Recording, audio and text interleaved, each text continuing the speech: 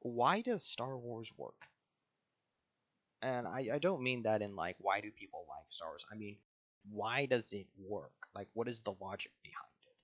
Why do you have starfighters, which we don't have on Earth, using laser cannons, which we don't have on Earth, shooting at each other World War II style, unlike the missile combat that is currently occurring on Earth and is likely to continue in the future. Um, and then to top all that, you end up with people with melee weapons walking up to people with ranged weapons, and the melee weapon wins that fight more often than not, despite the fact that that goes against every single possible conventional logic you could possibly understand. And that's a Jedi for everyone who doesn't know. They literally walk up with a melee weapon known as a lightsaber, and they just beat the blaster 9 times out of 10, minimum. And that's a Padawan walking up to a regular person. Like that's, you get a Jedi Master, even bounty hunters are almost never going to beat these guys. And mechanically speaking, that is so far removed from how things work on planet Earth that it doesn't make sense. And yet, in Star Wars, it works. Why? Well, that's what's known as the mechanics of Star Wars. And they're getting a little muddied. So, um, the kind of the big thing I want to harp on here is a bit of how the Force works, which is effectively magic. Um, I know my own fellow Star Wars fans are going to get a little mad about that. It's not magic; it's the Force. For storytelling purposes, it's effectively magic. It's close enough. There is a series by Red over at Overly Sarcastic Productions, which is OSP. It's there's over Magic Systems. She does a good job with it. I'll link that in the description. Um, but we're gonna take the short version of this, where think of it as a hard magic system is a lot like D&D, where there are set rules. You know, you raise your hand, you say fireball, a fireball shoots out, does 46 damage. And then a soft magic system is Gandalf from Lord of the Rings, where for the most part Gandalf walks around and doesn't do a whole lot of magic, but every now and then a Balrog walks up and he just says, "No, I have a shield," and like the whip just bounces right off of it. You're like, "What the heck?" And the soft magic system is a very often feels very Deus Ex Machina, and the hard magic system doesn't. However, the hard magic system is typically significantly weaker than the soft one. And the reason for this is just because of audience understanding.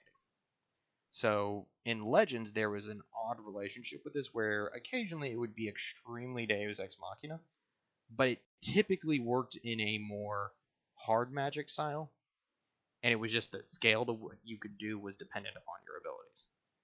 So most people knew the rough abilities of a person. You had Corran Horn, who was almost completely incapable of doing telekinetics. As a Jedi Master, he could do only basic telekinetics, and that was just kind of his family's thing. So you always knew when Corran Horn walked into the room, nothing was getting solved with telekinetics from that guy because he couldn't do it. Whereas you have the occasional thing in like Episode 4 where Luke's going over there and Ben's just telling him, "Use the Force," and he turns off his targeting computer and takes a 1 in a million shot, and nails it the first time, i.e., the only time, because if he missed, he would be dead. So it has a bit of a weird relationship, and it's one of those where you just have to kind of feel it out. And this is where I want to get into what's called the rule of cool, because this is typically where Star Wars breaks. This is typically where it pulls out the Deus Ex Machina. Um, so the rule of cool breaks the mechanics of most stories. So you have to address it. The rule of cool is basically something is so awesome that it works in the story solely because it's awesome. You have to be very careful with this, because something that is very cool but breaks every mechanic you've ever had before, such as being able to instantaneously heal someone from a mortal wound, is bad storytelling in retrospective, because it breaks a lot of people dying. It's like, why didn't you just save these other people instead? Time travel is always on this list. Never touch time travel. It kills a franchise. It's cool to be able to go back and be like, yeah, I saved this guy. I'm looking at you, Dave Filoni and Ahsoka Tano. But that moment of I saved this person immediately goes into why didn't you just time travel at every other possible point that things could go wrong and just make sure they go right? Or for that matter, why don't you just have an army of time travelers go back in time before Palpatine was Palpatine and just beat the crap out of him? Like, why not just do that? You knew he was the bad guy. You could go back, you could beat the crap out of him in time travel and come back. Why don't you? And the answer is because it doesn't work with the mechanics. Like, it just flat. It breaks the mechanics of Star Wars. And you have to be careful with the mechanics of your story. And if you're not careful with the mechanics of your story and you break them with something like lightspeed ramming or time travel, you are up a creek and you have no paddle because you just broke your paddle. And yes, I referenced episode 8 again because goodness me, that breaks so much. Yeah. So the real answer for this one is Star Wars works because it has a rough set of mechanics that it goes by. What you need to do is this needs to be hammered out inside the studio.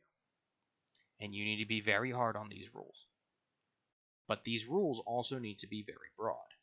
You don't want to go in and say, okay, you can only use force push. Because then people are going to be like, I can just push an entire planet out. You want to say things like, your abilities can only extend to so much of the plot. And then from there, just work with it.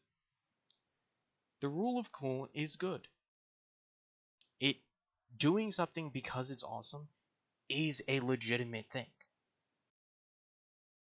Just don't break the timeline, please.